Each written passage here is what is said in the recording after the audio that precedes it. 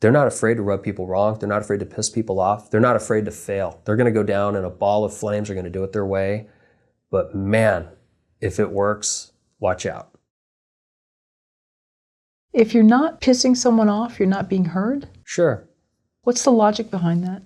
Well, I think that as artists, I think we're all looking for our voice. I think we're all looking to turn heads. And if you kind of just fall into the norm and you just kind of do what everybody thinks you should do, you're not gonna get the attention you deserve. You know, you think about the films that have truly been game changers, or the songs, or the other works of art. And it's because people weren't afraid to think outside of the box or think left of left. And change scares people. We talked earlier about fear, especially with the executives in this industry. And I just think that, you know, if we're coming off of time where there's been so much hatred passed back and forth, especially on social media, between different sides of the fence, right? And at the end of the day, we're all humans. We need to unite. But what is apparent is if you just follow like sheep and just kind of go about your merry way, you're gonna fit nicely into a mold, and they're gonna compartmentalize you. And I think some of the artists that I've respected most, they're not afraid of pissing people off and making change and making success come their way, because they weren't afraid to rub people the wrong way. They weren't afraid to give somebody the big F you and say, I'm doing it this way.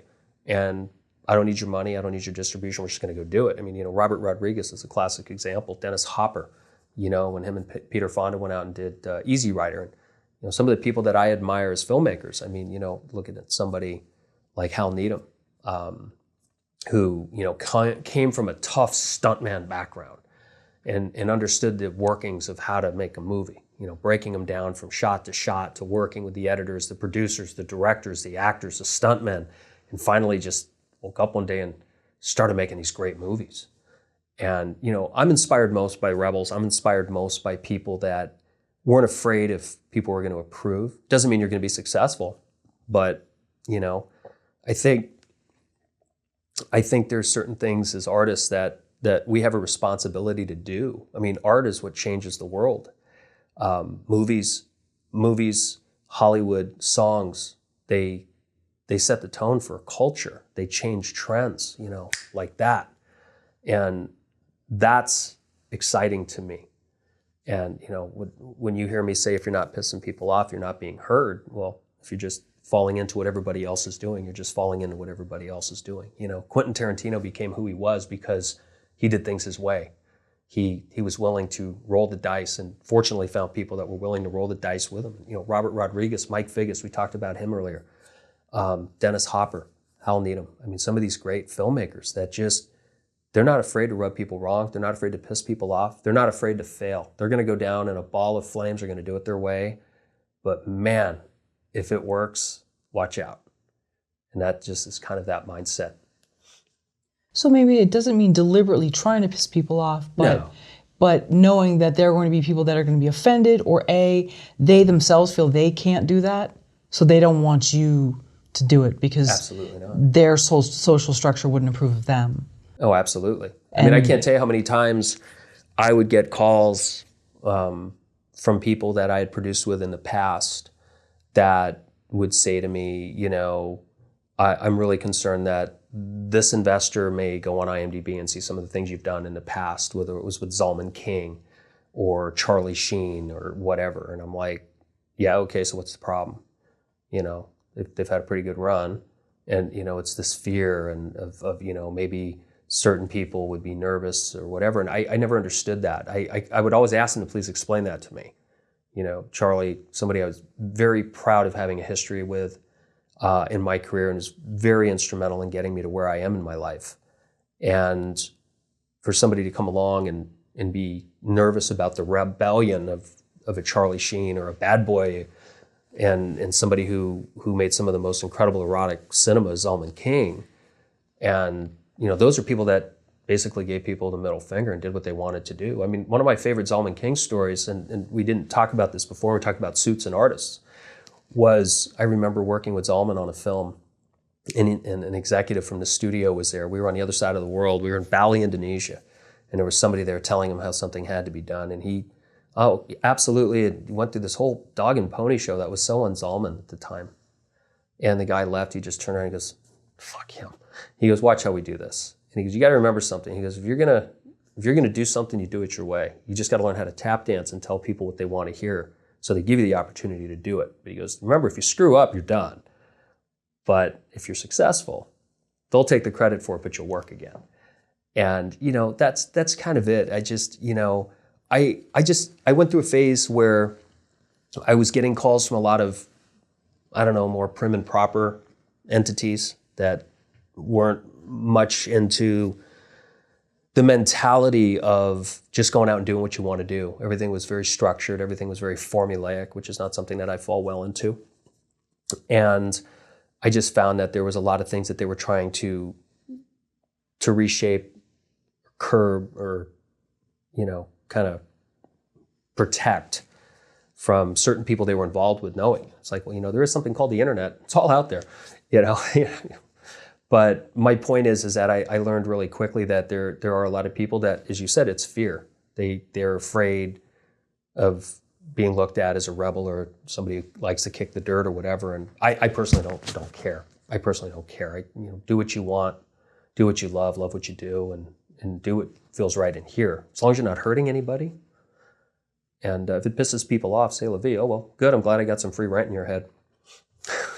You think people are scared of that personality type because it can't be controlled? I think I think it's not about trying to be rebellious or being controlled. I think, there's a lot of people that want to try to conform you, especially as artists, into what they want you to be or what their end game is. I think there's so many intricate parts in filmmaking. There are people that bridge the money together with the product, and then the product with the artist, and then the artist with the output. And there's so many people that have to be kept happy. And again, it goes back to, I think, executives and artists being able to learn how to communicate better lines of communication and understanding each other better. But I think that there's a lot of fear, and we've been fortunate in working with people in our circle that the decision makers that come at our end, who are the ones writing our checks, they love what we do, they get what we do, and they trust us. And they say, we're doing this because we believe in you, and we're doing this because we like what you do and what you represent, so go do it. And it doesn't matter if they're giving you $5 for a film or $5 million for a film. It's just about working with people who understand you. And if you're a true artist and there are things that you want to express, or there's things that you want to experiment with, I think you need to respect yourself enough to do that. I'm all for doing work to get paid. That we've all been works for hire, things that we wouldn't put on our resume, or maybe things that we're not excited about. There's nothing wrong. Go work.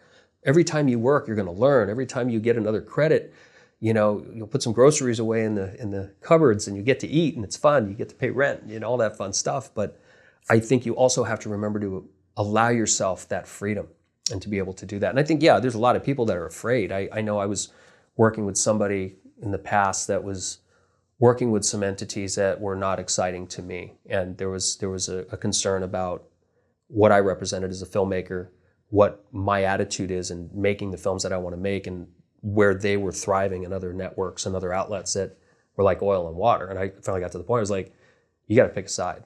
You're either gonna do what I do, or you're gonna keep doing that, which, no disrespect, that's cool, it pays your bills. But if you're gonna come here, you're not gonna stifle what I do, hoping that these other entities are not offended because you're affiliated with me. I don't embarrass anybody. I'm not gonna, kill puppies or beat children. But there is certain types of mentalities, mindsets, and content that we make that may not fit on the family channel. And that's just not the kind of content I want to make. So, I think there's a lot of people who try to stifle and try to conform artists into being what they want them to be for the wrong reasons. And that's to me is, that can be very dangerous for the artist. Did you watch the Queens Gambit? I actually did. I was afraid you were going to ask me if I saw something which I didn't see. Oh, okay. Thank you for not asking if I saw Bridgerton. Okay, sure. So forgive me, I'm blanking on the character's name, but Thomas Brody Sangster. If I hope I'm saying his name right. So the one that's like this rebel chess player who kind of saunters in. It's kind of the James Dean. Right, he's the James, and then once you finally get to know him, he's actually a sweetheart. Of course. But he has this mystique and this persona of this bad boy chess player amongst some very cookie cutter, intellectual, overthinking, Stanford graduates. Right, exactly. Right. Smart people. Smart people, Right. but also very invested in their identities as smart people. Yeah. And so this guy comes in and he's just like this, you don't know what to make of him. You're fascinated by him. Yeah. But anyway, so it kind of reminds me of that. That's a great analogy, and it was a great show. We really enjoyed that. I think like the rest of the world, we caught that during COVID. We didn't buy a chess set afterward. I think there are ways, and I hate to keep bringing him up, and I owe so much of my career to Zalman. Zalman King, if you don't know who he is, look him up. Zalman took me under his wing, 25 years ago. And I learned more from my years with Zalman than anybody. And Zalman was a true rebel. I mean, here was a Golden Globe nominated actor turned writer who wrote, 9.5 Weeks with his wife and went on to direct some of the most incredible cinema. And nobody told a story through a lens like Zalman. Nobody could.